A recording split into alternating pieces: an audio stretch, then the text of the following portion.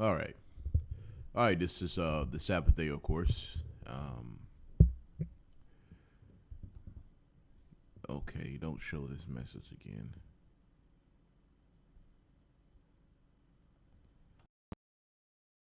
My quality of streaming. There you go.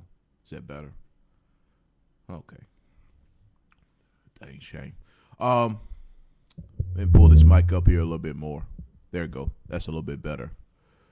Um, okay. Last week, of course. I don't know for those out there who watch the NFL. I watch it sometimes. Don't get me wrong. I do watch it on occasions. I'm not a big fan of any NFL or whatever the case may be or sports. I usually don't watch a lot of sports actually, but I watch sports on occasion. And usually mainly time I watch it on sports is on at the gym, and it'd be on the Sunday. But Sabbath day, of course, I don't work out. I don't do exercises or anything that considers work or overdoing something that considers breaking the Sabbath. So, you know, there's been a couple of instances I uh, did a little heating up some food um, on the Sabbath. I'll admit to that one. I ask the Lord forgive me on that one. Um, Otherwise, as far as labor, no. As far as spending money, no, no. Okay, but besides getting off the point here. Gentleman, a offensive lineman by the name of Jonathan Martin, left the NFL team, the Miami Dolphins.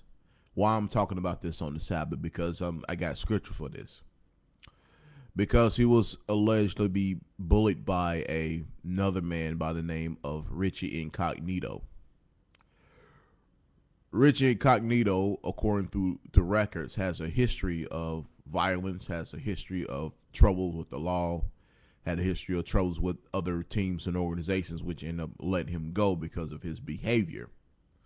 Jonathan Martin is a brother who graduated from Stanford, and he second year veteran. Well, I wouldn't say veteran, but the second year uh, offensive lineman. So he was a rookie in 2012, um, but now he's a second year lineman in 2013 this year.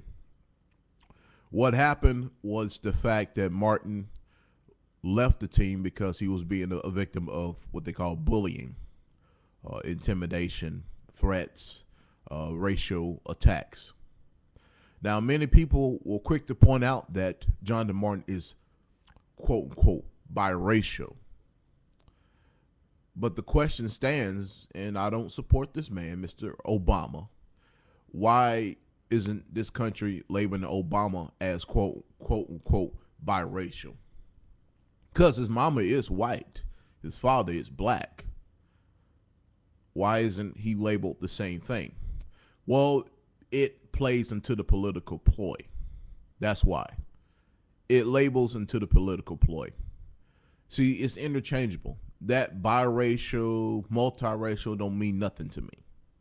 Because at any given time depends on the situation or what they did, you always refer to them as their other race that happens to be darker. If they're Japanese and white, if you do something wrong, they'll refer to you as being a Japanese. If you're Mexican and white, they'll refer you back to being a Mexican. If you're Chinese and white, they'll refer back to your race of being Chinese. If you do something wrong, if you're Arab and white, they'll refer you back to your Arab. And if you're black and white, they'll definitely refer you back to your skin. If you do something wrong, you do something right, they say, well, it must be white. I'm just going to tell you the truth. I know people get upset, they get mad about things like this, but I'm just going to be honest. It's the truth. Is the truth. Um, Truth be told. So, but he left because he was a victim of bullying. Richie Incognito was the guy that bullied him. And come to find out that the management of the team encouraged Richie Incognito to so-called toughen up Jonathan Martin because they thought he wasn't tough enough. But if we look at his scores in the NFL combined, his scores are through the roof. His intelligence level through the roof. His critical thinking skills is through the roof. Everything about him, as far as intellectually, mentally, strategically, technically, is through the roof. He's the perfect candidate he's the perfect player for the NFL. As far as play calls, I mean, he's perfect. Now, maybe not as far as over aggressive, sterotic nature. No, he's not that because that's not his nature. His nature is to be more intellectual. Yes, I believe he is tough. But just because he's not tough according to outside as far as speaking and acting in social atmospheres, because the NFL and other professional sports organizations say you must be professional at all times, on the field and off the field. So why is it now wrong for Jonathan Martin to abide by those rules of being professional on the field and off the field? It seems like now the cards have turned around because it's funny that they tell these so-called brothers out there, these black men out there who play football, baseball, basketball, you must be professional in the field at all times, both on the field and off the field. And if they end up catching a little attitude, they'll say, "Oh, he's a problem. He's a problem." Just like with Geno Smith, because he doesn't smile and cheese like Robert Griffin III does, on the other hand, which he smiles and cheeses and he talks well. And Geno Smith doesn't do a lot of talking. Geno just say, "Look, I'm going out there, I'm playing the game." Oh, he has an attitude. He needs to learn to have some respect. Why? Because he didn't smile to you and say, "Hi, Mr. Charlie." But then you turn around and you say, "Well, Jonathan Martin, you need to be less respectful." That doesn't make any sense. How are you going to tell one man to say you must be professional and respectful, but then you're going to turn around and get the next guy and say you must be disrespectful and you must be black enough? And that was the trigger. That was the critical trigger point. That the reason why I'm saying this, and I'm talking about this now. Otherwise, I'll be discussing another subject, but I'm discussing this subject particularly because that crossed the line. Okay, everything else, okay, is speculation. But then some of the black players want to say that Richard Incognito is an honorary black man. Are you kidding me?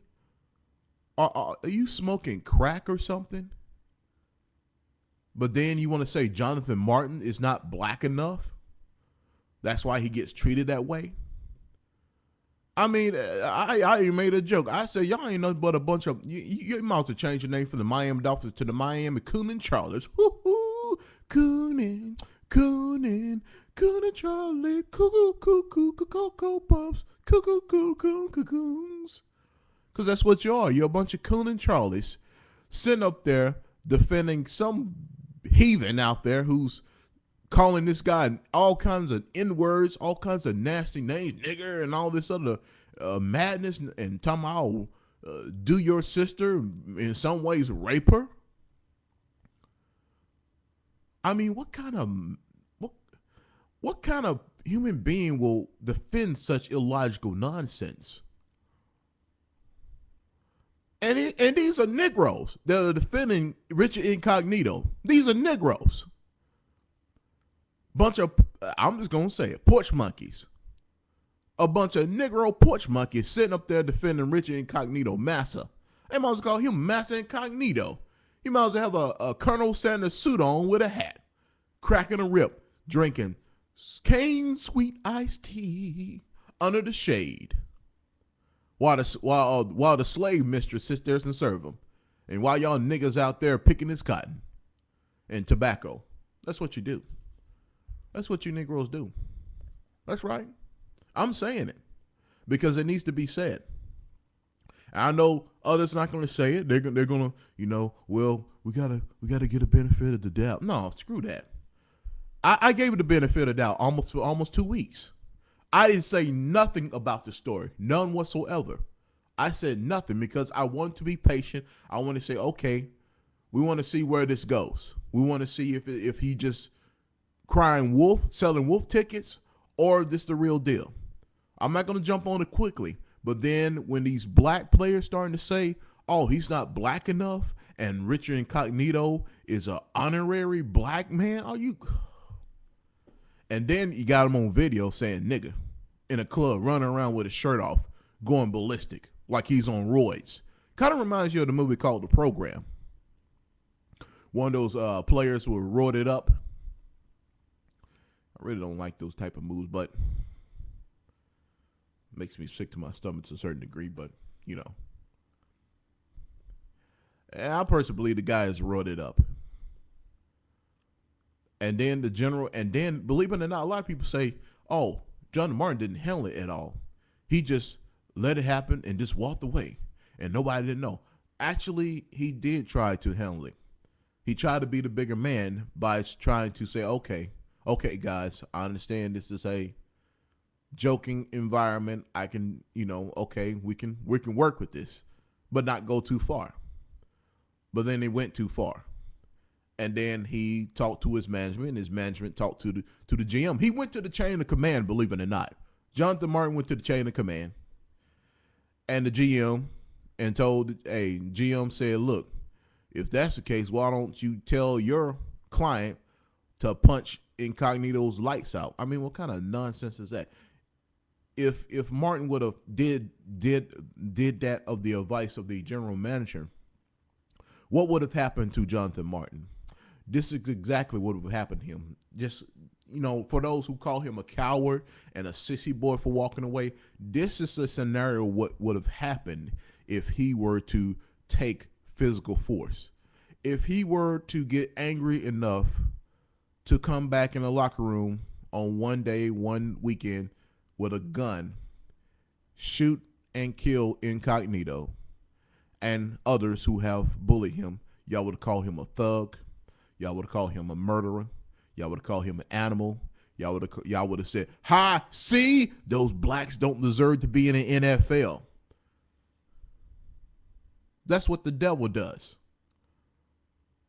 So he's smarter than him, being beyond intelligent than any of you people out there put together. His IQ is higher than any one of y'all put together.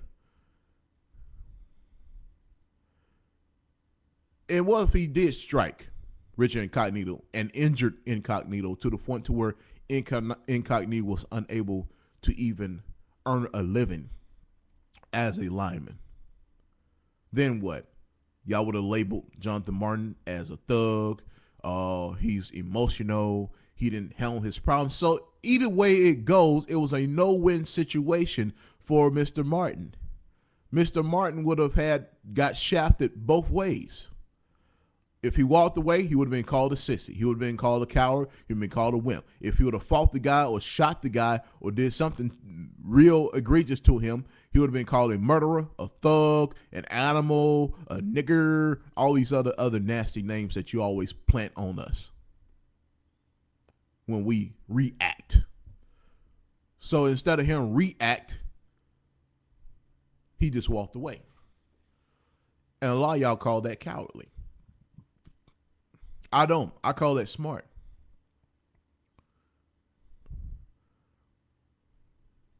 In my years, I'm just be honest. In my years, in my 20s, when I was working in the workforce, there was people I would have. Well, there was a couple I did, but there was one situation. That was a situation I was just going to straight up and just blast this guy. But what would that have made me in my 20s? They would have made me a murderer. They would have made me a killer. They would have labeled me everything that Esau has been trying to perpetrate on us for ages. An animal. Yep. So you have to understand The way to walk it out, okay, you may be called a coward, you may be called a punk, but you know what? You're not called a murderer, you're not called an animal, and you're not labeled these other names society would like to put on you. And people like Colin Flannery, who likes to specifically obsess with black on white crimes. Yes, there is black on white crimes. But I'm gonna tell you, sis, Mr. Colin Flannery, if you listen out there, sir, that doesn't compare to the white on black crimes in this country. If you look at the age of this inception of this country, the Caucasian race has killed more people than anybody on this earth, yet alone in this country. When you came here, the Native Americans, you call that conquest. No, I call it slaughter, because that's the difference between conquest and slaughter. See, conquest is you two don't have an agreement. You have your European nation, they have their native nation. You're talking amongst each other. Y'all fighting for resources. Okay, that's understandable. But that wasn't the case. You come in their country, they treated you like a friend. They treated you like a brother, even though you're not. You're just a fork-tongued devil. They treated you like a brother. They treated you like a friend, and then you stab their back. That's not conquest. That's deception and slaughter. Habakkuk 2:9 says, let's go to Habakkuk 2:9. 2:9. While we at it. Let's go to Habakkuk 2:9. For those out there. See if I can find it. And Habakkuk 2:9 will definitely explain why I'm making these statements. See, the Bible speaks for itself. See, I don't need to do more any further explanation, because the Bible, it always speaks for itself. That's why you hate it so much, because it talks about you. It's like ether for your soul, which it is. It's like ether for your soul.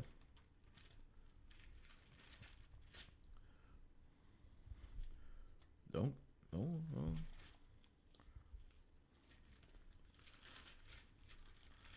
Here we go. Habakkuk chapter 2. Habakkuk chapter 2, verse 12. Woe to him, that means destruction to him, that buildeth a town with blood and establisheth it a city by iniquity. Now, hold on. Now, this is the United States of America. This woe to him, that means destruction to a nation of people, that buildeth a town with blood. Town was built off the bodies of the Native Americans. They slaughtered them, and then they had mass grave burials, and then put concrete on top of them and made buildings. That's why you see Indian skulls and Native American arrows and these artifacts. Say, wow, I found this. This is amazing. Yeah, because your ancestor put buildings on top of their dead bodies. I tell you the truth. Yeah.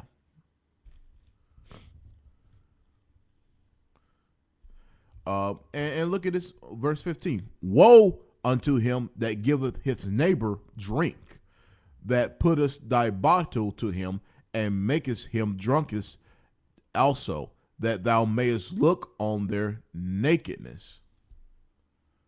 Just like the heathen.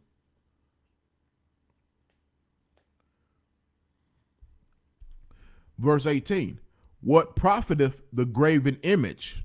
Oh, the graven image, that the maker thereof hath graven it, the molten image, and a teacher of lies, that the maker of his works trusteth therein to make dumb idols.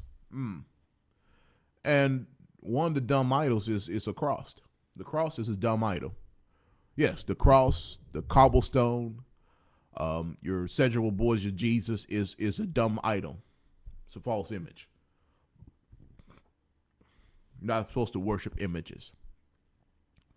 Even though even though we know the Messiah is black according to Revelations chapter 2 and 9, no, Revelation chapter 1, verse 11 to 14, as well as Daniel chapter 10, verse 7 through 11. We know that Christ is a so-called black man, but you don't see me around with images of Christ. No. In my house. No. No. I know people got these images. That's idolatry. I know in my heart, and according to scriptures and archaeology facts, that Christ is a black man. We know that. We know that. And people, everyone who believes in the Bible should acknowledge that. And then that will force the nations to actually treat the people of color better. Because they say, if these people come from the same lineage as this man who we worship as a Messiah, maybe we should treat his people better. We should treat his people more like, equality, more like respect. Actually, let's put them as better, because they're going to be the ones that going to deliver us out of this tyranny. Yes, the children of Jacob are going to help you do that, because when all says and done, you take all the guns away from the other nations, etc., their food, etc. Who are they going to run to? They're going to run to us. We're going to be their last resort when it comes to the wilderness, because then they're going to realize that, hey, these are the children of Israel, and hey, we need to be protected. I mean, just be honest. Be honest. Look at the sport. Look at the sports is a prime example of our physical strength. Look at the sports world. Look who's dominating everything. You don't see the Africans or Hamites dominating in boxing or football or baseball or basketball. Hell no. Or mixed martial arts. I mean, they got Czech Congo. That nigga was getting his behind whooped every time. Shoot. And he's a so-called African, a Hamite. And he getting his butt handed to him every day. But you don't see on them Negro fighters getting the hand. They the ones handing somebody's butt to them all the way around. And you look at the Mexicans with some of the Israelites. Look at them. Look how they fight. The Cubans. I mean, they are people. Cuban, Minash, Ephraim, Puerto Rican. Look at Danny Garcia, Puerto Rican. Puerto Rican, look at Miguel Cotto. I mean, come on. These are our people. You just put us in subcategories, subgroups to get us and understand that we're different. No, we're not different. Yes, we have different skin tones. Some have different hair texture. Yeah. Yeah, like I said, I got a cousin who has a son whose hair texture is different than mine or his. But that's his kid. And have no mixed blood. I know you always want to say, well, he must have some white in him. Cut that out. Cut it out. I'm going to tell you something. Bob Marley's a white man. Bob Marley is a white man. Why y'all didn't know that? So is Cleopatra's a white woman. A lot of y'all want to say Cleopatra's black. That's not true. Cleopatra she would be considered biracial today, but she's actually Caucasian because her father Ptolemy is a Caucasian.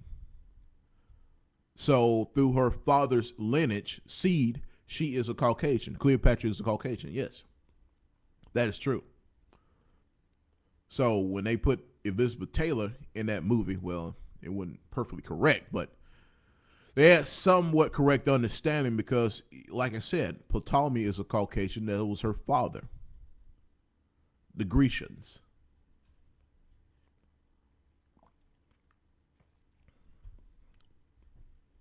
They want to say Phoenician, but there's no real evidence on that. I've done the research. I've done the studies by Dr. Ivan von Septium, Dr. Windsor. I mean, I done went through all the books on that one. So you're gonna have those out there who's gonna throw that out there, even though they have not got the books. They read something on Google or watched something on YouTube. I mean, that's the difference between watch something on YouTube or Google searching and then actually getting actual books in order to explain and show you. And you can watch all my other videos. And I can show you all the books I can show you the books I have that I was reading out of to prove the point. Versus you. You can't prove a point because you just here for debate. I'm just here for edification of truth. Now, back to the situation. I know I was getting a little offhand there, but sometimes I do that.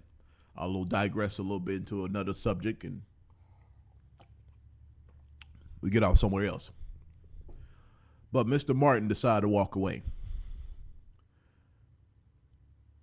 But what's the worst thing is that he had a traitor of his people, his brothers, who say he's not black enough. A traitor of his people that I can understand if he was trying to act a certain way in order to fit in, like hood or whatever, and he never was from the hood, then, I can understand that. Just like with Obama. Obama tried to act hood, etc. And we know he's from Hawaii. Just act like yourself. I don't have no problem with him acting like himself. It's one thing to sit there and try to act like something that you're not, or you never was part of the environment versus being yourself. I rather deal with a Caucasian person who maybe been from the trailer park, so maybe been from a nice neighborhood, and just act who they really are versus trying to say, yo, what's up, G? Yeah, man, yo, son. Yo. No, I don't like that. Because what you're doing, you're putting on the front. You're being fraudulent. Now, some people will take it and say, well, that means you got to speak your mind, stuff like that. Oh, well, there's a time where you speak your mind. There's a time to be reserved. And that was in the times of Christ. If Christ spoke his mind against Governor Pontius, you know what would happen to him? Not only just him, but the prophets and everybody else who believed in him. They would have been rounded up and executed.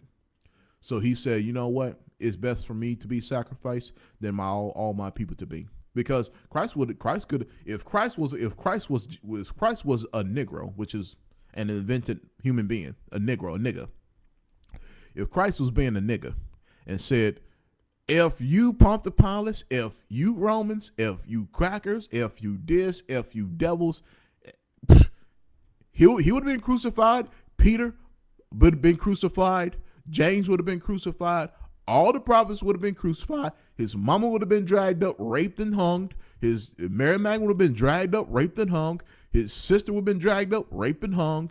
His brother would have been hung. All those people who believed in him and all the other little nations who had support for him would have been dragged up, hung, and executed. And Roman Empire would have went full regalia on everybody who believed in Christ. Then the gospel never came out. That's the mind state that most Negroes don't have. They don't have that understanding that things that you say can destroy a nation and can destroy the truth as well.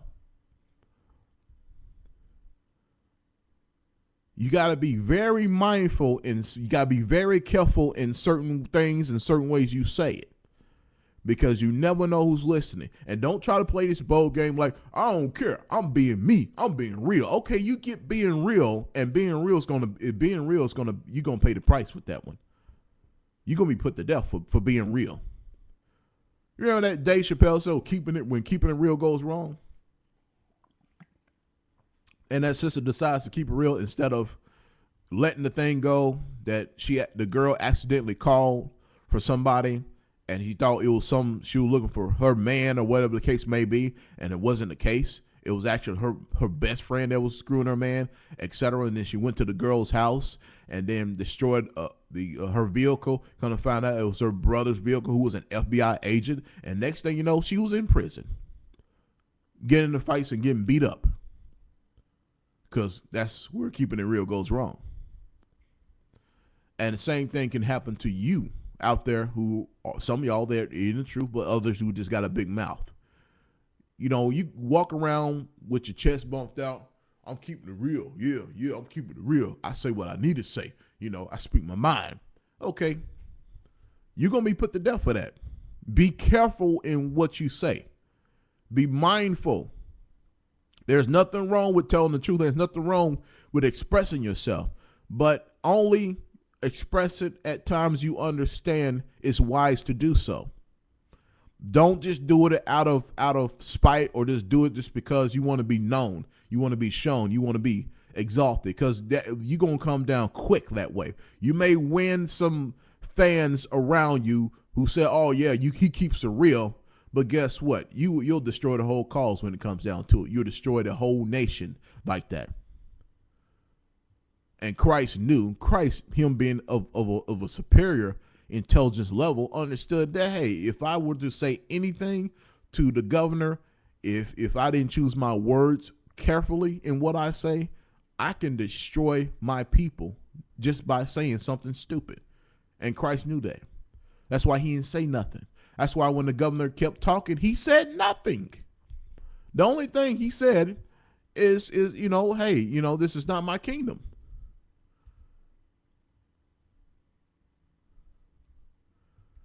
So the governor felt sorry for the guy, actually. The governor, like, this guy is innocent. And then the elders and the scribes and the Pharisees egged on the governor to do it. Yeah.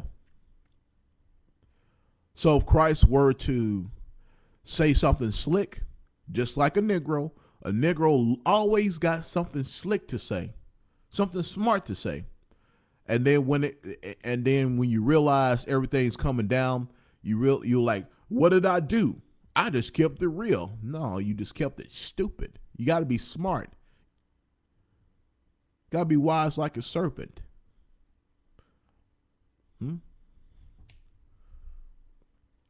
You people have to learn to be that way. You have to be wise as a serpent. Not act like a serpent, be wise like one.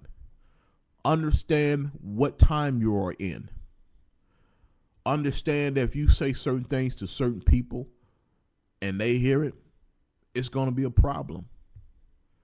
And even though you said, I just said this, it doesn't matter. People will take it a certain way. And some of them, if they have power, they will make you pay for it dearly.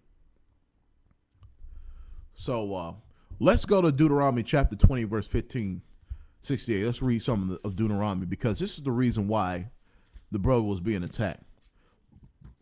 Because we lost our heritage, we lost our culture, we lost everything.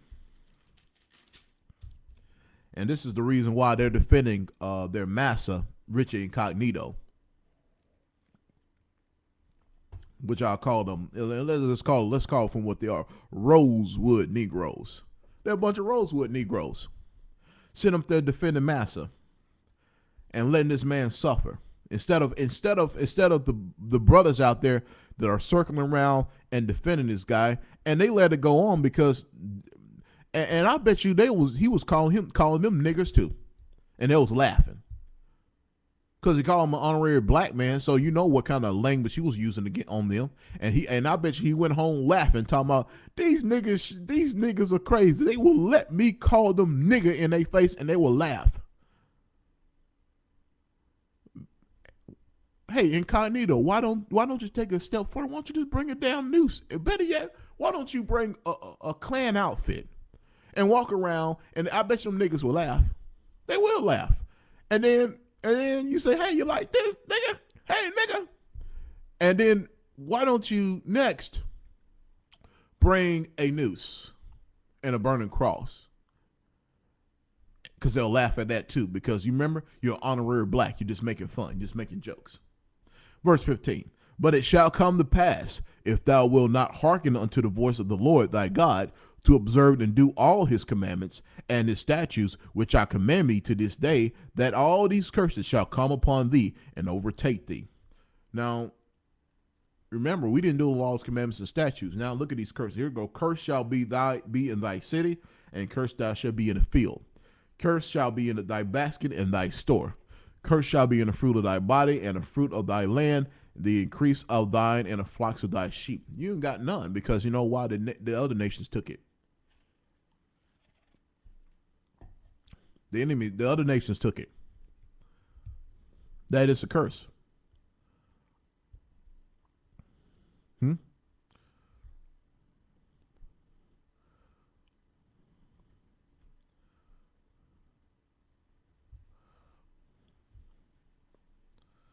I'll tell you the truth.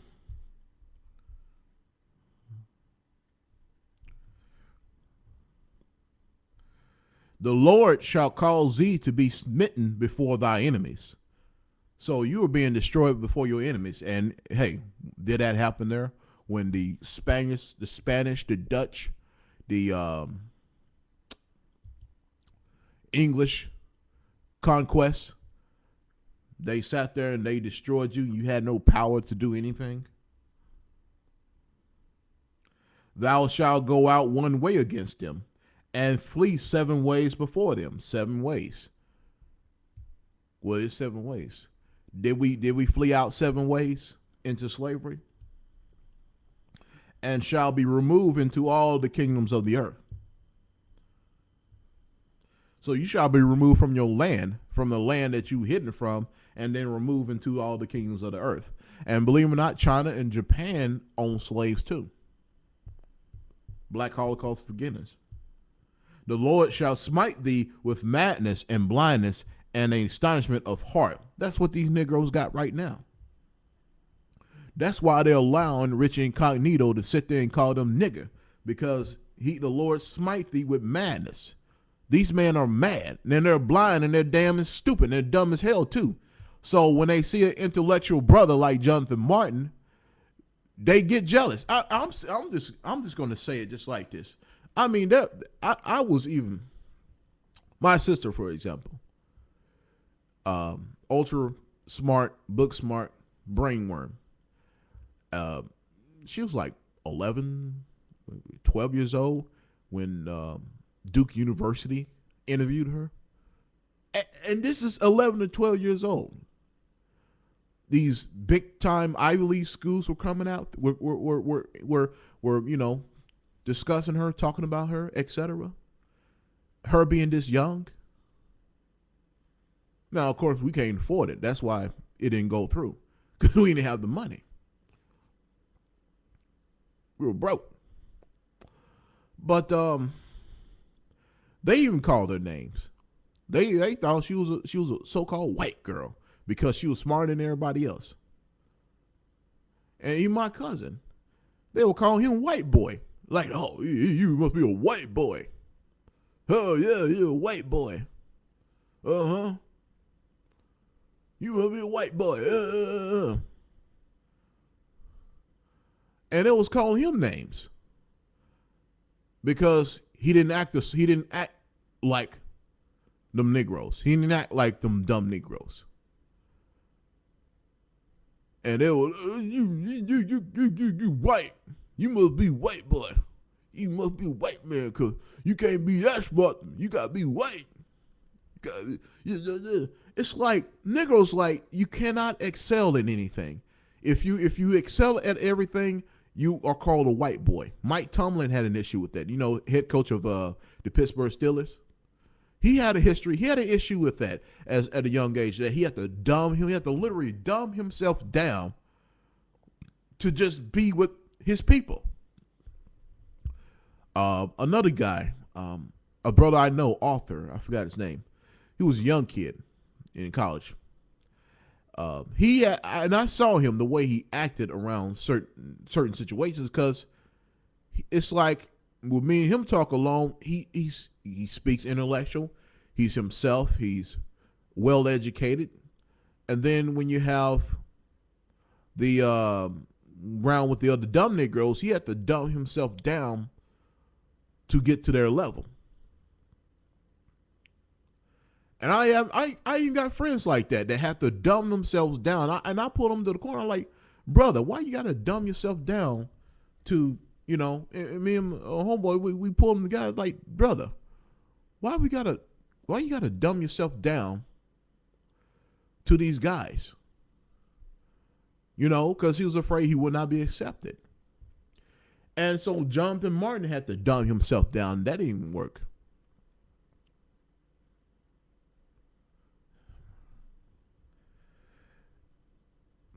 And thou shalt grope at noondays as the blind gropeth in darkness, and thou shalt not prosper in thy ways, and thou shalt be only oppressed and spoiled evermore, and no man shall save thee. What's going on now? Look at a lot of us. Oh yeah, individually we're wealthy, but collectively as a people we're not. Because you shall not prosper in thy ways. Look, a lot of y'all out there, they're selling drugs, doing illegal activities. Are y'all prospering in our ways? No. You're going to prison. You're going to the booty house. You going out there to work for free building space junk. That's what you're doing. You out there building space junk for NASA. Might as well say NASA instead of NASA. NASA was founded by Nazis. That's what you're going to be doing. You're going to so-called prosper, and you're going to go to prison, and you're going to be making space junk for a living, for free, because you have lost your freedom. So when you lose your freedom, they don't have to pay you anything. It would have been considered a privilege if they were to pay you, but they don't have to pay you now because you lost your freedom. You lost your rights. You have no rights in prison, so they can do whatever they want with you.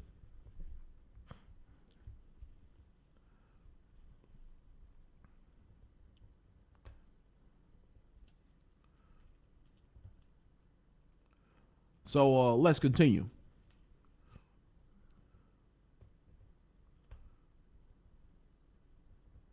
Verse 43.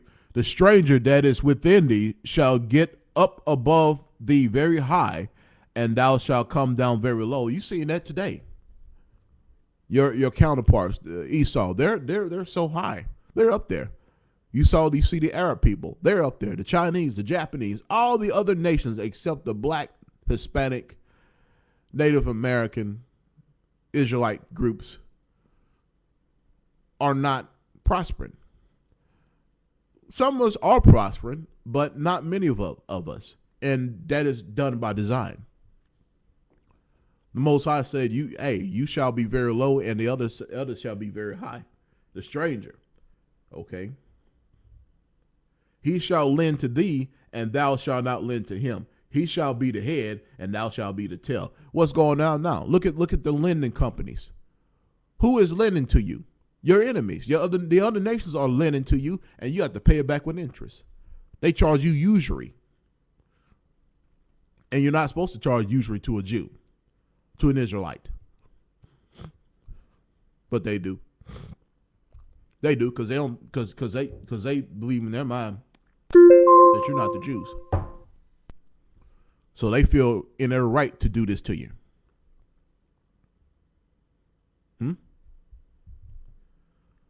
You're not lending them money unless you're a loan shark or something.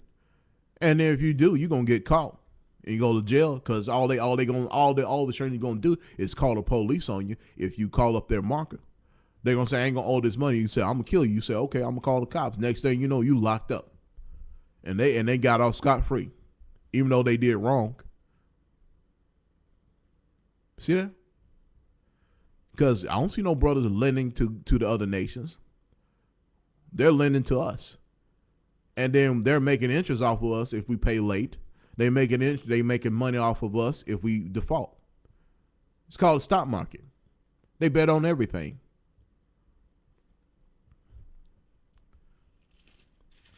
And this is the reason why these things are happening.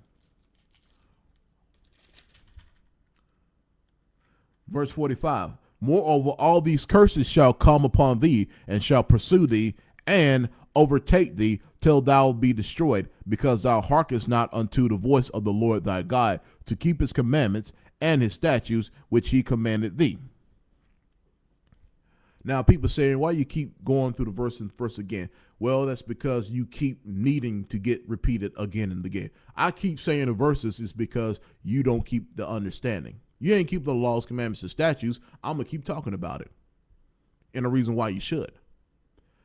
Well, you go on these verses over and over again. That's because you ain't listening. Even the Most High had to repeat himself 3, 4, 5 times to his people because he knows his people was dumb as oxes. And you know it's true. You Negroes are dumb as oxes. But even a dumb ox knows his master. Most of you.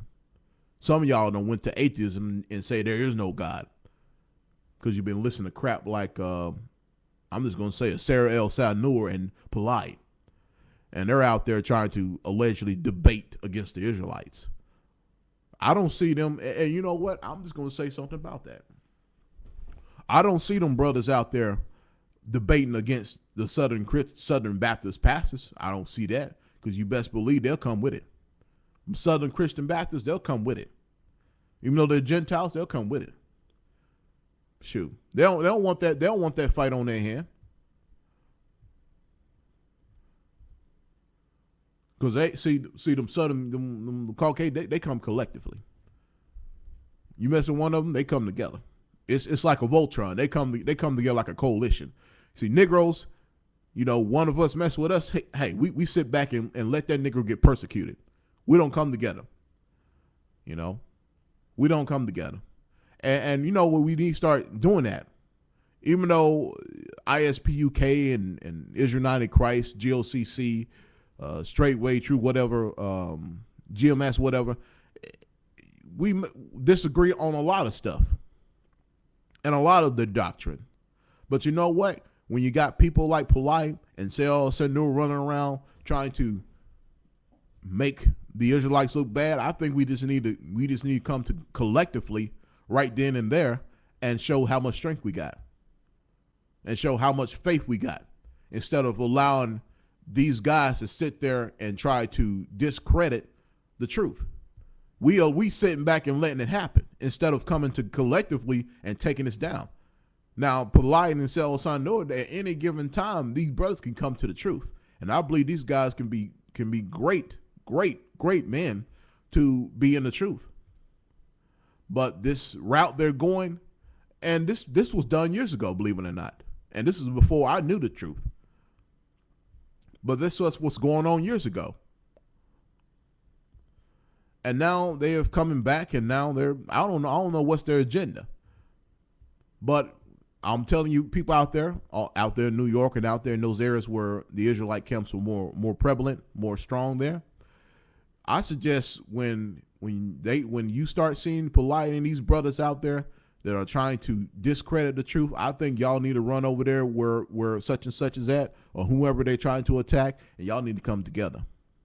Because you best believe if they come against the Southern Christian Baptist, you best believe 15, 20 others going to be rolling deep with him, and they're going to be standing strong with that truth.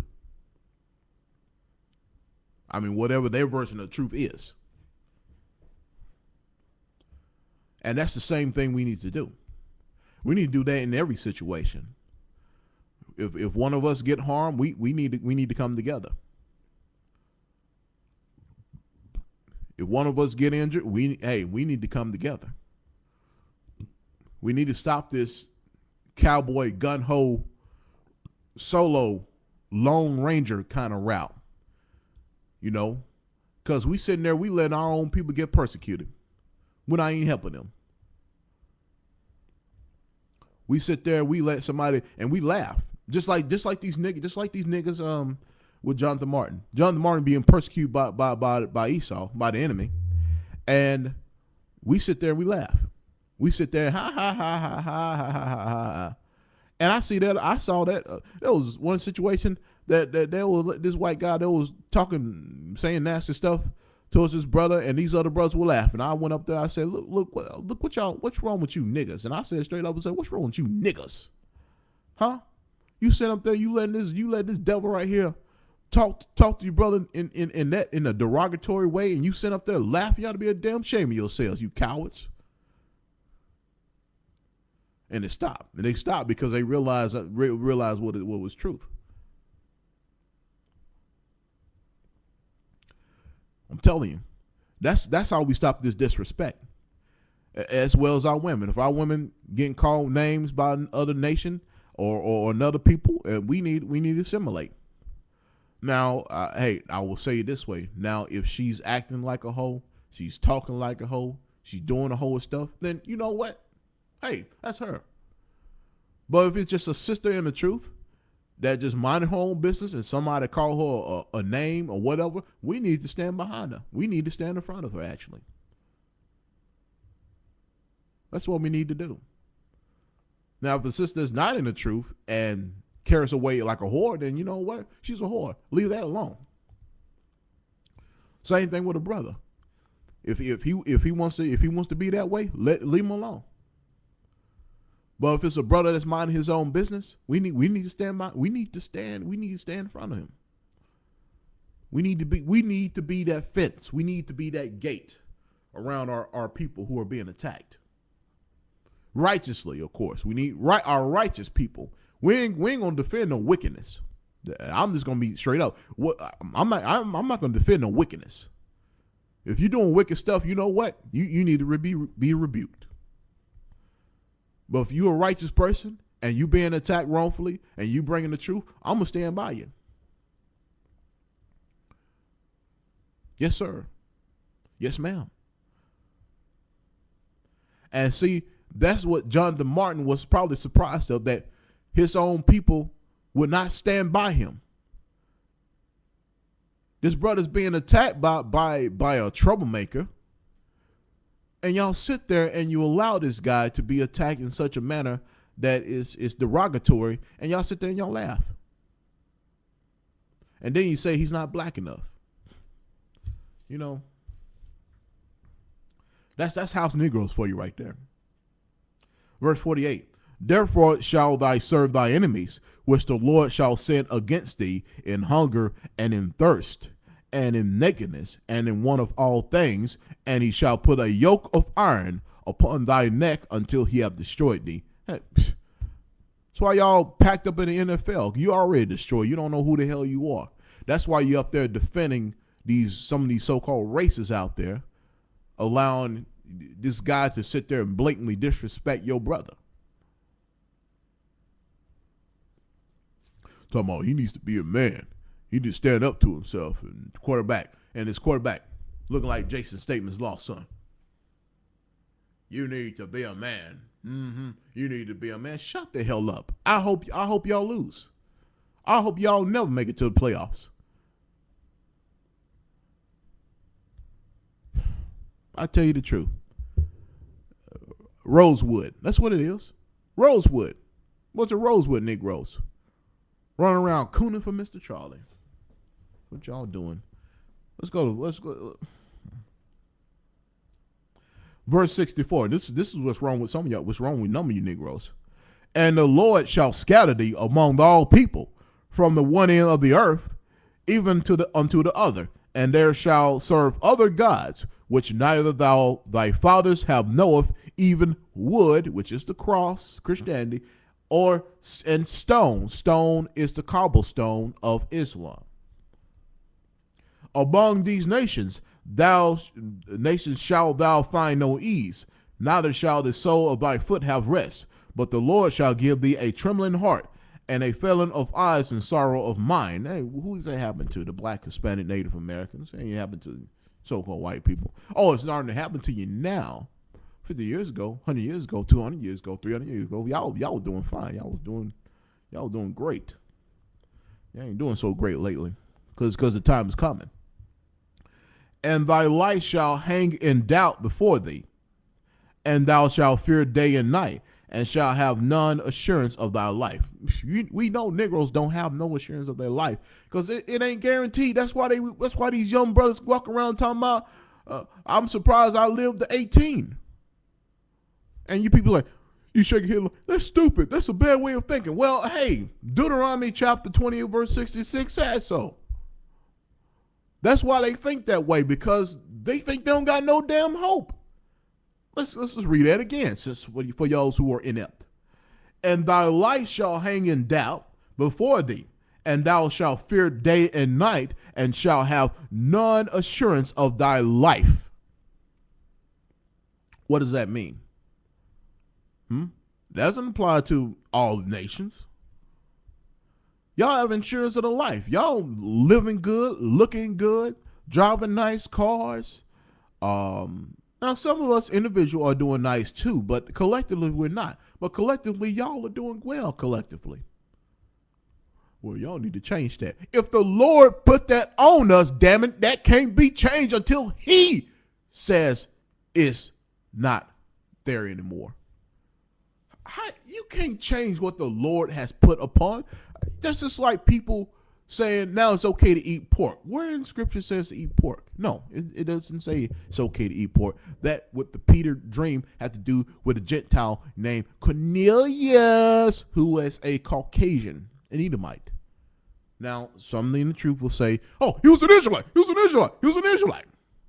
That basically happened when a Christian questioned him probably years ago. Probably questioned him about Cornelius, and they didn't have an answer. And then, of course, they went into the history books and then invented a Israelite called Cornelius. Just truth. And let's go to verse 68. And the Lord shall bring thee into Egypt again. Now, it ain't talking about the Egypt. With ships by the way whereof I spake unto thee, thou shalt see it no more again, and there ye shall be sold unto your enemies for bondmen and bondwomen, and no man shall buy you. Interesting. No man shall buy you. You get that? No man shall buy you. That's what it's saying.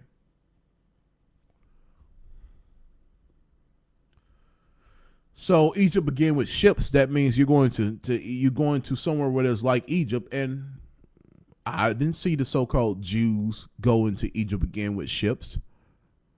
That was in Poland and Germany.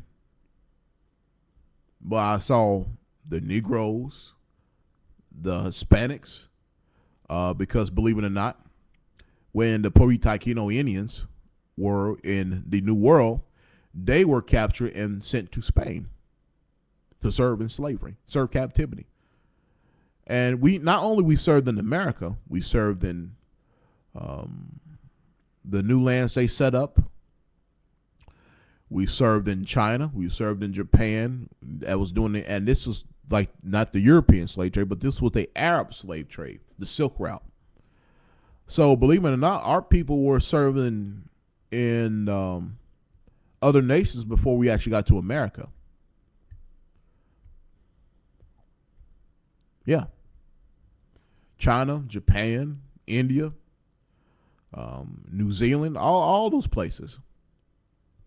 This is before the 1619.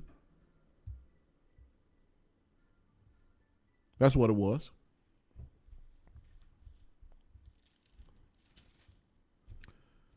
I hear somebody's trying to text me. That's not a good thing, especially on the Sabbath.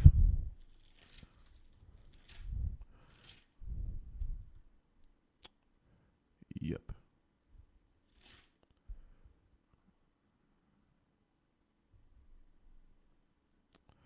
Let's see. One moment.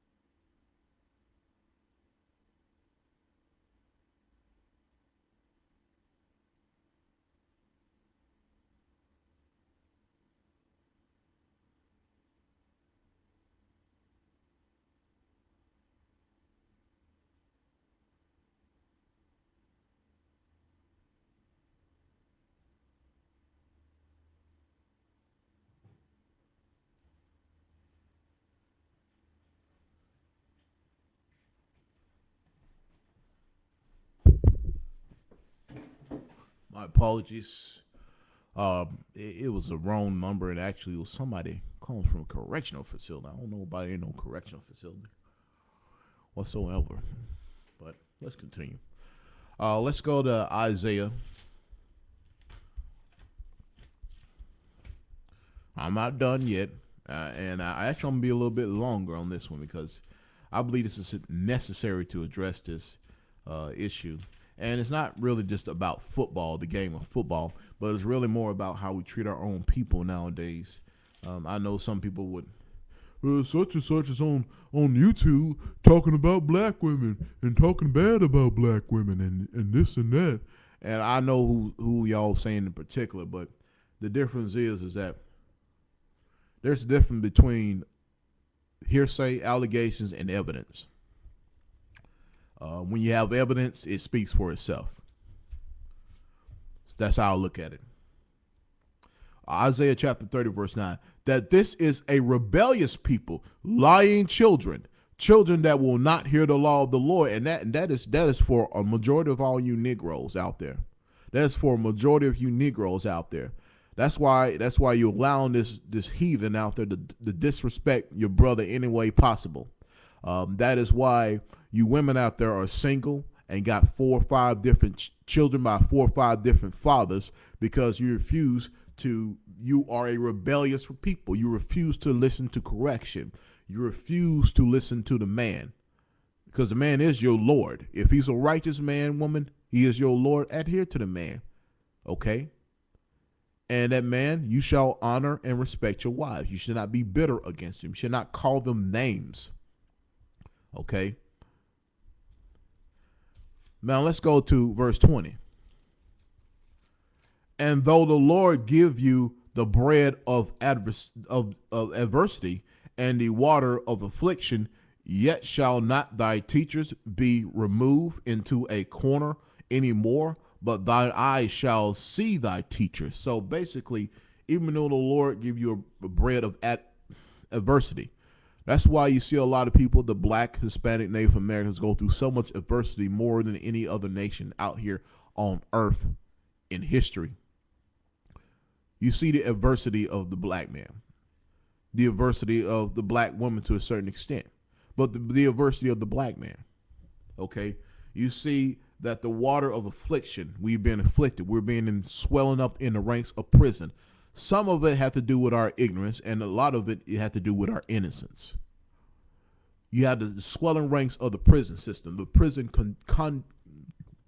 complex industry is filled up with us, with our people, with blacks, Hispanics, and Native Americans. So that's the affliction. Yet shall not the teachers be removed into a corner anymore, but thine eyes shall see the teachers. So those brothers out there who are out there in the street, who are reading the book, who are showing you who you are, okay, some of them may not have the perfect doctrine in your interpretation, but you know what? They're out there doing works. They have faith, that the faith that they will reach to you as a people, and they have the works to show that it can be done, and that through the works that you can see their fruits. Yeah. So even though we have been given adversity and affliction, we still have the teachers. We're not talking about Creflo Dollar. We're not talking about that Kevin, what's that gospel singer who got caught choking a sausage? What's his name? Kevin Turner, Kevin Child, Kevin. I don't know what the hell this guy's name is. He got caught choking a sausage. And you got Eddie Longstroke, and you have Leroy Money Coming to Me Thompson. These are not the teachers. These are prosperity pimps. These are players. These are Barabbases. Okay, these are Mac Daddies. They're not teachers. They're liars. They're homosexuals. They're fornicators. They're adulterers. They're abominations of the Most High. Let's go to Isaiah chapter 34, verse 16. Seek ye out of the books of the Lord and read. No one of these shall fail, None shall want her mate, for my mouth it hath commanded, and his spirit it hath gathered them. Now, if you read the prophecies according to Scripture, you seeing things are going on as of today. Weren't we brought into Egypt again with ships? That happened. Isn't the book of Ezra have with the technology of flying swords, which are missiles? Is that happening? Yes, it is. The book is the prophecy, the historical records as well, and all the conquest it talks about the other nations will do upon us. Now, it may not be the exact word of what you say it should, but you know what? The prophecy speaks for itself. You can't get this from the Book of the Dead. You can't get this from the Quran, the holy and the noble Quran. You can't get this from your atheist books, your so-called atheist books, which they don't have any. They're just full of philosophy and nonsense. Let's go to Isaiah chapter 40, verse 15 to 17. Behold, now this is why you should defend Jonathan Martin, for you so-called brothers out there. Behold, the nations are as a drop of a bucket, and are counted as the small dust of the balances. Behold, he taketh up and up the leaves as a very little thing. The Most High considers the other nations as nothing. And Lebanon is not sufficient to burn, nor the beasts thereof sufficient for a burnt offering. All nations before him are as nothing, and they are accounted to him less than nothing, and with vanity. That's not. Now, the dumb Christian manipulator. Now, let's say the Christian manipulator would say, that means America is God's nation. America and Israel. Now, I'm going to do John Hager. America and Israel are God's nations, and all nations before him are as nothing. There's counted to him less than nothing. That's not talking about that. Nations is referring to a groups of people, not countries. Exactly. But all nations that are not of Israel are nothing. That's what it's saying. It's not saying America and Israel are God's nations. Shut up. Really. Let's go to Matthew. Let's go to the New Testament, since y'all always talking about, well, you stay in the Old Testament. Okay, let's go to the New Testament then. See what God says. See what Christ says.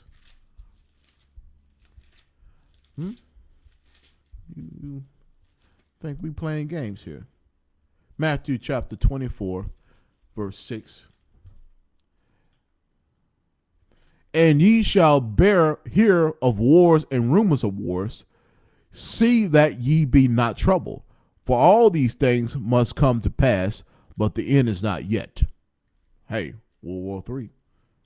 Let's go to verse 7. For nation shall rise against nation, and kingdom against kingdom. Nation against nation means race versus race. And you're seeing that right now. You're starting to see the blatant racism of the other nations. Because, they, of course, years ago with Jim Crow, etc., they didn't have much news media, but we know it was going on. But now it's become more blatant whatsoever, more and more acceptable. We're going back. So nation is rising against nation, kingdom against kingdom, and that's happening now. And there shall be famines and pestilences and earthquakes in diverse places. What's happening now? Look at the tribe of Levi up in Haiti. The earthquakes is out of control because they're still worshiping that damn voodoo demon devil. And look at Japan. Look at the tsunami. Look at the earthquakes they got going on now. Look at Fukushima. Think the Most High ain't gonna pay them back? That's judgment. That Fukushima plant is judgment. It is basically judgment because you know what? They had a hand in slavery too. And you look at Hiroshima and Nagasaki, which there's been told that there were some of the Israelites down there that was being destroyed in Hiroshima and Nagasaki. down there in southern Japan and Osaka and all those other places. Tell you the truth. I know y'all offended by that, but so what? I don't care. Verse 10, and then shall many be offended, and shall betray one another, and shall hate one another. Now look at this. Ain't this something? Isn't this something? And verse 10, and then shall many be offended. Okay. And shall betray one another. So now everybody's being offended. Everybody's being offended. And hey, who's betraying one another? You Negroes out there that when that Jonathan Martin ordeal, y'all betraying him. Y'all taking the side of the heathen of your slave master over your brother.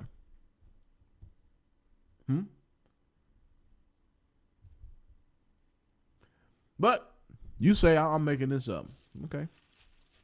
You can believe all you want. Until you got works, then we can talk.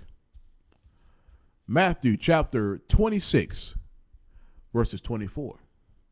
The Son of Man goeth as it is written of him, but woe, destruction unto that man by whom the Son of Man is betrayed. It have been good for that man if he had not been born. This is Christ referring to Judas. And you know what? This can be referred to those brothers on the Miami Dolphins team who sat there and betrayed their own brother. It was best for you not to be born. It was best for you not even exist in general. I'm talking about you Coon and Charlie's on that Dolphins team. It was best for you not to even exist the way you're acting. I can understand the other nations are acting that way because it's their own interest. I'm not even mad at Richard Incognito. I'm not angry at him. I'm not angry at any of the Caucasian Miami Dolphin team in the general. I'm not angry at them because that is their nature. However, I am upset about you Negroes, you brothers out there who should have defended Martin. I don't want to make this a race thing. It is a race thing, you dummy. The minute he said nigger and slander him in that way, that's an indicator. But y'all saying, oh, he says that all the time. It's different. It's just, we just brush that off a little bit.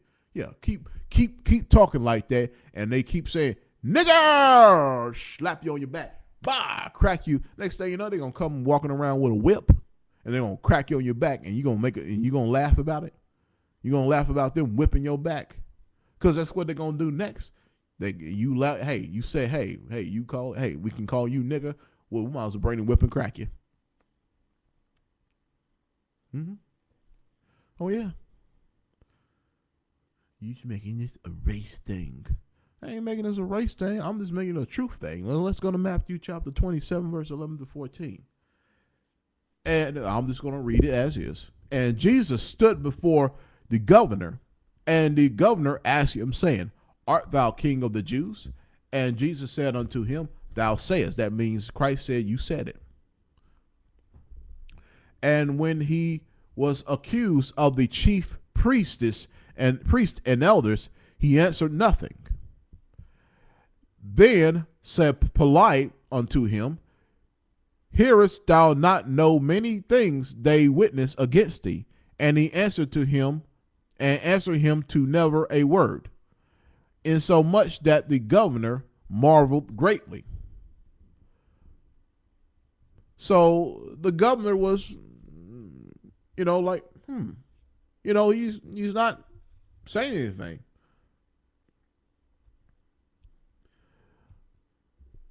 He was like, why is this guy being accused? He was questioning it. Because he's not getting smart with him. He's not, talking bad to him. He's just standing there being quiet. And sometimes maybe, and you know what, that's what John DeMartin did. Because if he would have reacted a certain way, they would have labeled him a demon. They would have labeled him a typical Negro, a thug. The attitude of, you can take take someone out the hood, but you can't take the hood out of them. They would have used that against him, and he knew that. And just like with Christ, Christ would have knew that the Pontius would have used his words against him. So that's why he remained quiet and answered very little.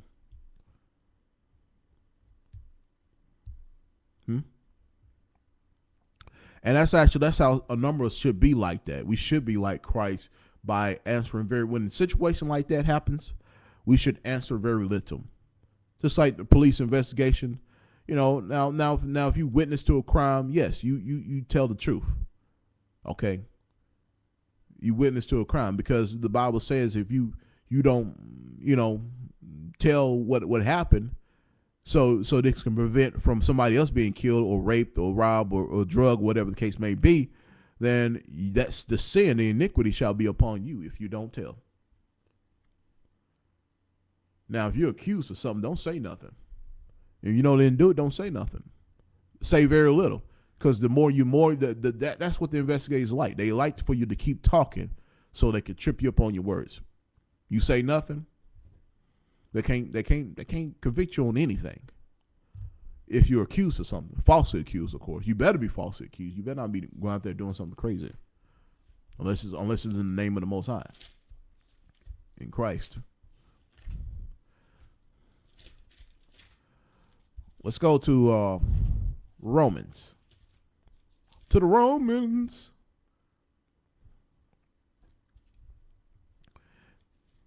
Romans chapter 12, verse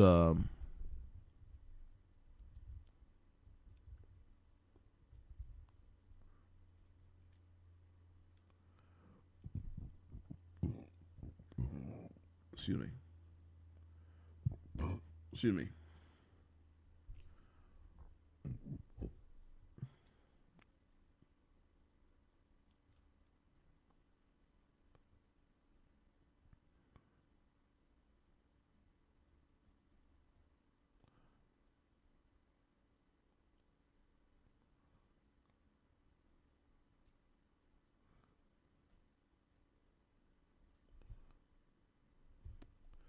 But let's go to verse 18. Romans chapter 12, verse 18. If it be possible, as much as lieth in you, live peacefully with all men. That all men means all nations. Okay, the Most High does not want you out there killing them out of his name. He will do that. So that's what Martin tried to do. Martin tried to live peacefully with all the nations. He tried to live peacefully with Richard Incognito. He wasn't being in confrontation. It wasn't because he wasn't tough enough. It's because, look, the NFL is a professional organization, and it has employers and employees. With that in hand, in a work environment, you have to learn how to live peacefully among those you may not agree with, or those who you may find you may not like them just because of a particular reason. And it's supposed to be a safe working environment when it comes to that. And that's what he did.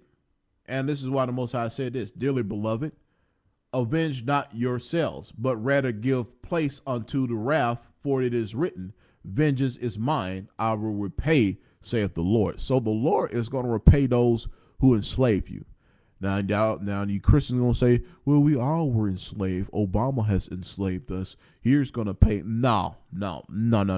That's your people doing that against you, because you have enjoyed the years of living carefree and living a fairy tale life, while others sat there and got the whip cracked on their behinds. No, he ain't referring to you. He's referring to those who have done wickedness upon his children. Okay. Now, those who do believe, like the Gentiles who are believers and who know who's who, then yes, that could also apply to you as well. If you're suffering along with the children of Jacob, yes, that will apply to you too. I'm not going to sit there and say, no, it don't apply to you. And for those who actually are in the truth, I'm talking about the Gentiles. We ain't talking about those Southern Christian Baptists who believe in the white Jesus and eat pork and spend money on the Sabbath, or spend lots of money on the Sabbath, or do things that, like celebrate Halloween and Thanksgiving, knowing that's not the customs. Now, if you are those who are refusing those customs, who are adhering to the Sabbath, now this is also referring to you. You know, I'm not going to be sitting there and say, oh, you can't do that. Who's to me to say who can and cannot enter in the kingdom? I can go by what the scripture said, but at the end of the day, the Most High makes the ultimate decision. So let's go to 2 Corinthians chapter 5, verse 17. Therefore, if any man be in Christ, he is a new creature. Old things are passed away. Behold, all things are become new. So if you are a man in Christ, someone who has decided to take upon the gospel, somebody who decided to do the laws, commandments, and statutes, no pork, no Sunday service, no buck dancing, no celebrating Halloween, Thanksgiving, and Christmas, and all those other heathen holidays. If you are being Christ, that is part of being in Christ. Not, you're saved. Hold your hands up. In the name of Jesus, you are saved. No. And you go back and you eating pork chops and gravy. That's not how it works. No. You got to cleanse yourself. And sometimes it'll take a year or sometimes longer to finally get yourself fully cleansed. It's not overnight. This thing is not an overnight thing. You have to take time and take the necessary steps to improve yourself in order to be of Christ. New creature, old things are passed away. So if a woman in the past was a whore, let's just put it that way. If she was messing around with a bunch of men and she was giving it up, just to be giving it up, and she no longer does that. She cleansed herself of that. She no longer sleeps with men. She no longer dates these type of men or whatever. She decides she wants to be a woman. She wants to wear a dress. She wants to wear a head covering. She wants to be a righteous woman. She wants to listen to a man who is righteous. Then you know what? She's no longer a whore. She's no longer that woman anymore. She's no longer the woman that she was. Just like a brother who was in drug dealing, went to prison, whatever the case may be. If he no longer is engaged in dealing drugs, if he no longer engages in getting in and out of prison, then he is a new creature. He is no longer that brother or that sister that's involved in these things.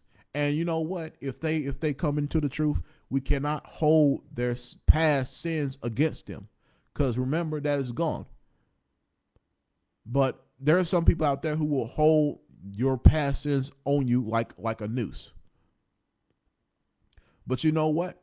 The same can go to you. People can talk about your past and hang that on you. Would you like that? Would you like somebody to hang their past on you? No.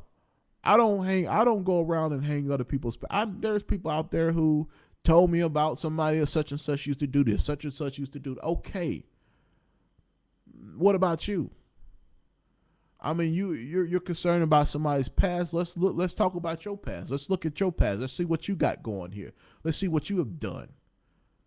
Would you like that to happen? No. Now, if you want to talk about history about yourself and about things you have done and where you're at now, then that's understandable.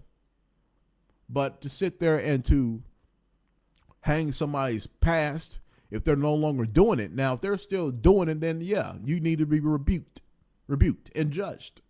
You can't be condemned, but you can be rebuked and judged. And the Bible says you can do that if you're righteous. But in that situation, if they no longer do that, they no longer involve in such, sin, then we should not hold that against them.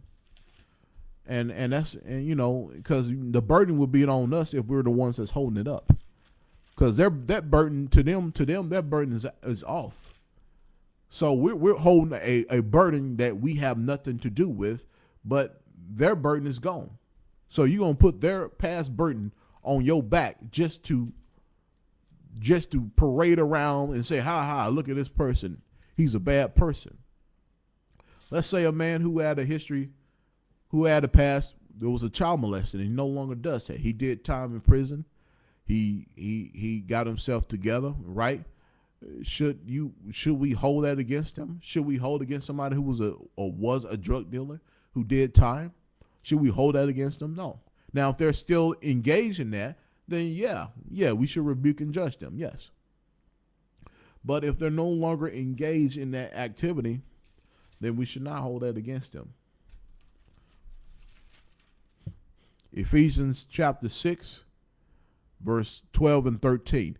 For we wrestle not against flesh and blood, but against principalities and against powers, against the rulers of darkness of the world, against spiritual wickedness in high places. Now, NFL is a high place because there's a lot of money. There's a lot of people who have money. There's a lot of sponsors, a lot of corporations and businesses who are in high places. So, believe it or not, we wrestle against principalities and powers, against powers. And that's what's going on. And these brothers sitting up there letting their own brother trying to get slammed down by a power, and they're not in assimilation because they're afraid they're going to lose their job. Well, if you do right, brother, it doesn't matter if you lose your job. You do right, somebody's going to recognize it and going to help you out in the end. But you too cowardly, you too scared to defend for your brother Jonathan Martin. Now, like I said, I held my tongue because I want to know what would happen. But now I saw enough, because the longer it played, the more people started talking. And see, when these brothers out there just talking about, oh, Cotton was an honorary black man, and Jonathan Martin, he ain't black enough, that already showed me you are against your brother. So that's all the evidence I needed. I didn't need a whole plate. I just needed enough circumstances and situations to bring the conclusion that, okay, you are against this brother. Verse 13, wherefore take unto you the whole armor of God, that ye may be able to withstand the evil day, and having done to all stand. Y'all Negroes ain't got the armor of God on you. You got the skin of the devil. You ain't got the armor of God on you, because you would have stood up for this brother. But y'all don't want to do that. That's why we so divided.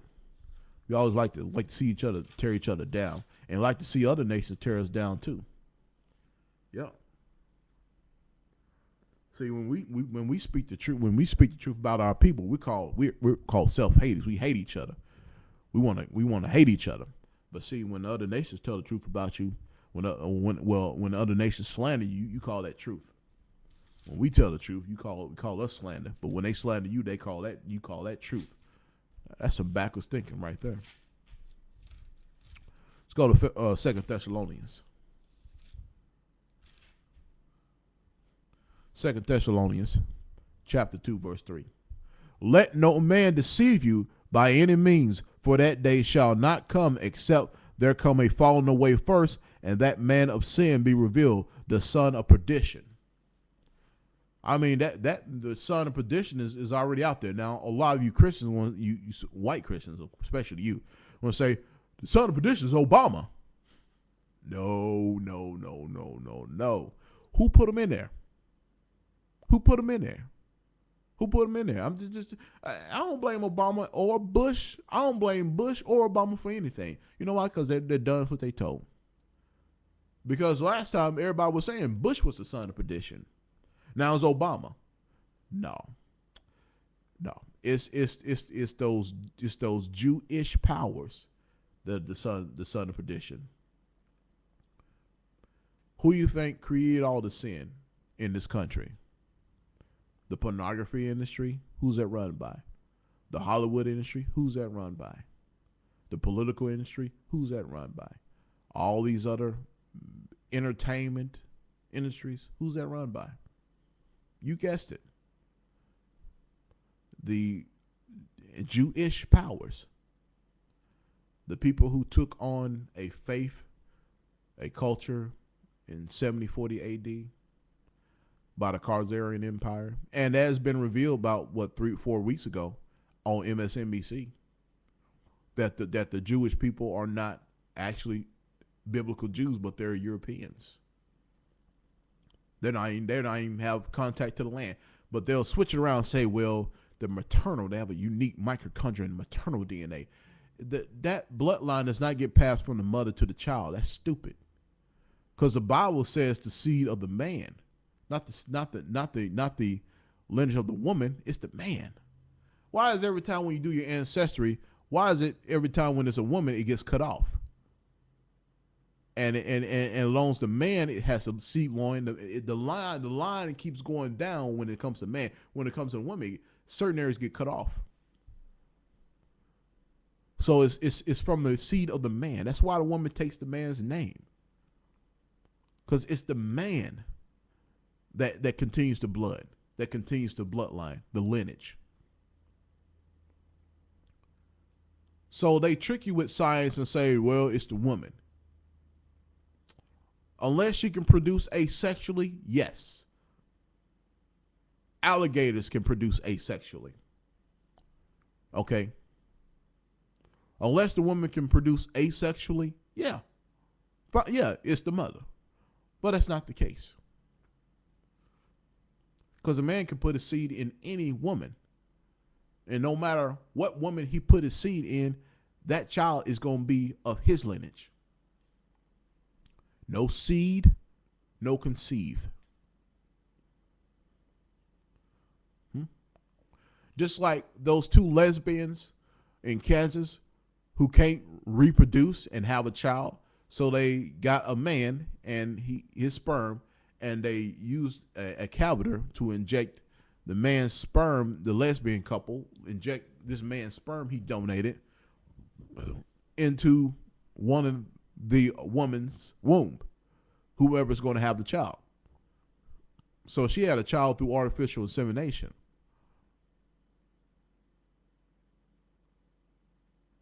And so now, since the married lesbian couple is divorced, now the man has to pay child support because now they're divorced. Now they lose an income.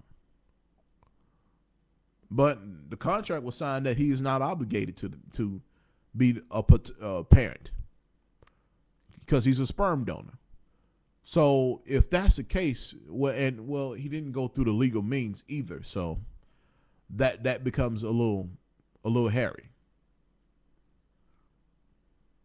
So if that's the case, then those two women would pass on their lineage, but they don't. It's the man, because that's why they're coming out then with the child support, because he's the paternal, not the maternal. So if that's the case, then shouldn't the woman be sued for child support instead of the man? Should the man have custody of the child then? I mean, this is a double standard. I mean, you saying 1 minute that the Jewish lineage is passed through the mother, but yet when things get hairy, the man end up paying child support. So whose lineage is what? See that? You see what I'm talking about? Because the blood don't pass on to the woman; it passes on from the man to the man. That's how it works. And they play flea flicker science on your behind. And a lot of you, I'm gonna tell you, a lot of you are goyim. You're dumb cattle, because a lot of you are willing to be dumb cattle because it supports your ideology. That's why you're willing to accept that type of science, because it accepts your ideology. It accepts your mind frame. It accepts your philosophy, because even though you know it's incorrect, but you want to believe it because it fits your way of thinking instead of what it is, the truth. You don't want truth. You just want something that accepts, justifies your argument and your philosophy about race. That's why you will say, no, the mother passed. It's unique. It's very unique. No, it's not. No, it's not. No, it's not. It's the man's seed.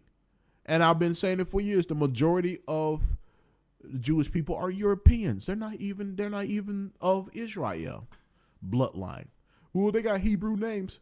Their names are Yiddish. It's Germanic in nature. It's actually Turkish. It's actually Turkic Germanic language, believe it or not, Yiddish. And their names. Because you can't find none of these names in the Bible. Their names. But you can find, black folks whose name Rebecca, and they say, oh, that must be okay, let's do something here. Let's just go to Genesis. Because sometimes some of these things they piss me off. Uh,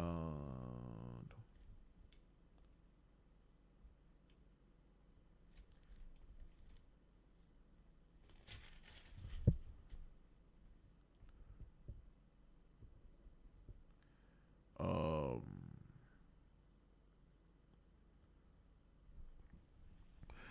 people always make fun of how black people name their children Rebecca, and they say, oh, they spell it with a Rebekah.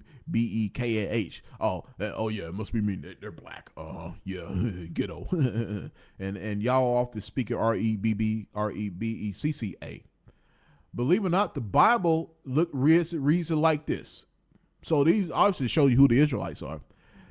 Verse 20 of Genesis chapter 25:20. And Isaac was 40 years old, and he took Rebekah. Here's how her name is spelled. For those out there who say it's a ghetto name, how they spell it. Rebekah. Just like black folks name their daughter Rebecca. It's a Hebrew name. For those out there, it's not Rebecca like y'all spell it. It's Rebekah. Rebecca. But you won't know, you won't understand that because you're so damn ignorant. What do you expect from a heathen? Let's go to 1 Timothy 6:20.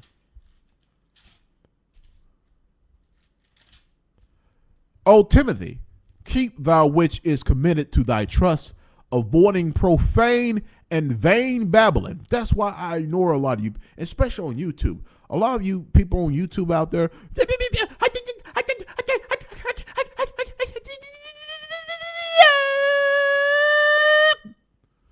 that's all y'all do. Chatterboxes, trolls, tranny lickers.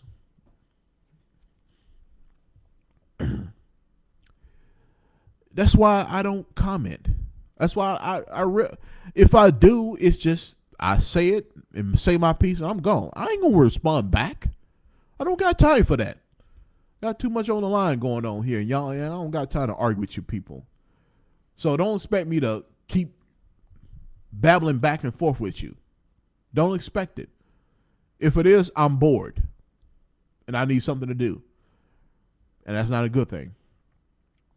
And oppositions of science, falsely so-called. That's why I say that mitochondrial DNA, the Jewish woman's lineage is false. Because what the Bible says, oppositions of science, falsely so-called.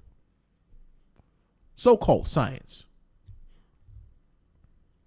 Because there's going to be people from oppositions talking about science. Yeah, science is creation from the Most High. But if you rely on science in general versus what the scripture says or what God believes and what he says, then you know what? You're a fool. You are a fool. You are an absolute fool.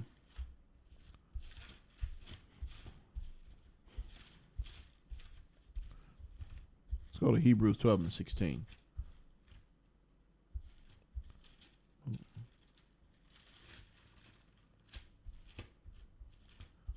I can find it. Here we go. Moves.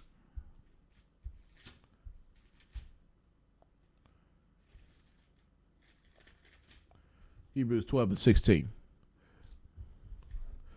Lest there be any fornicator or profane person as Esau, who for one morsel of meat sold his birthright. That already shows you who Richard Incognito is, Esau. Profane fornicator, just like the police report, and they said the girl lied. How the girl gonna lie if it's on the damn police report and the police said, yeah, that happened. That stated that this guy, Incognito, last year was at a golf tournament, drunk as hell, and he used a golf club to rub a woman's vagina as well as her breast, and then knocked her glasses with the golf club. off her face, and then commenced to get behind her and talking about make it rain, doing this kind of gyrating stuff behind her, and nobody didn't do anything. And she had the police had to come in and deal with the situation because the security wouldn't do nothing. Nobody didn't do nothing. They thought, he was just being Richie incognito. He just being Richie. Don't worry about that. So obviously this guy had problems, major problems. And he still has major problems. And like I was saying, what goes in the dark must come to light. And so this is obviously coming to light. It just shows you how profane Esau is. And the Most High, thank the Most High, he is using Richie Incognito as an example of how the nature, not all of them, but the nature of most of the Edomites are. But and it also shows you that a number of the Israelites are dumb as hell, dumb and stupid, coon Negroes out there sitting up there defending Esau for attacking their own brother Jacob, calling him a nigger and all this other names, talking about he gonna rape. I didn't say he said he gonna have sex with his sister. That sounds like it wasn't rape, but you know what? If the old saying is, if a woman chooses, it's consensual. If a man chooses, it's called rape. And his nature and the way he acts towards women, I will believe he would try to rape his sister.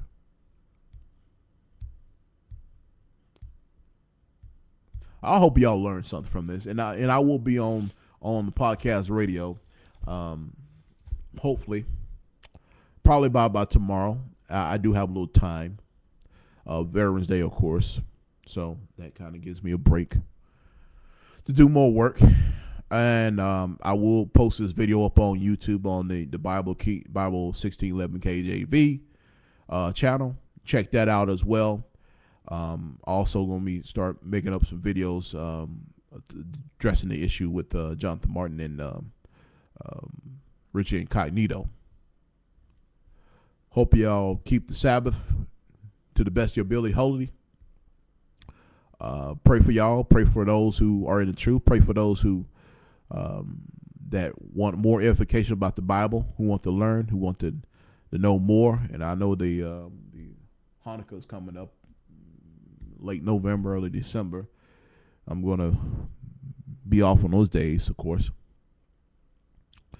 Out there, anybody out there in the Arkansas area that is celebrating Hanukkah, the Brothers in the Truth, let me know.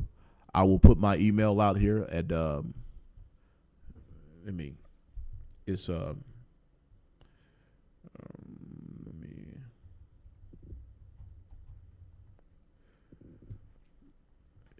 at Gmail.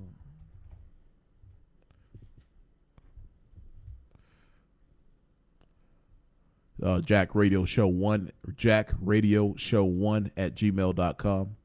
So for those out there who are in the truth, that are in the Arkansas, Louisiana area, that are celebrating Hanukkah, let me know so I can join on in. And, if y'all need anything as far as food, whatever to bring, I'll be more than glad to do that. So this is the Sabbath, and hope y'all enjoy this.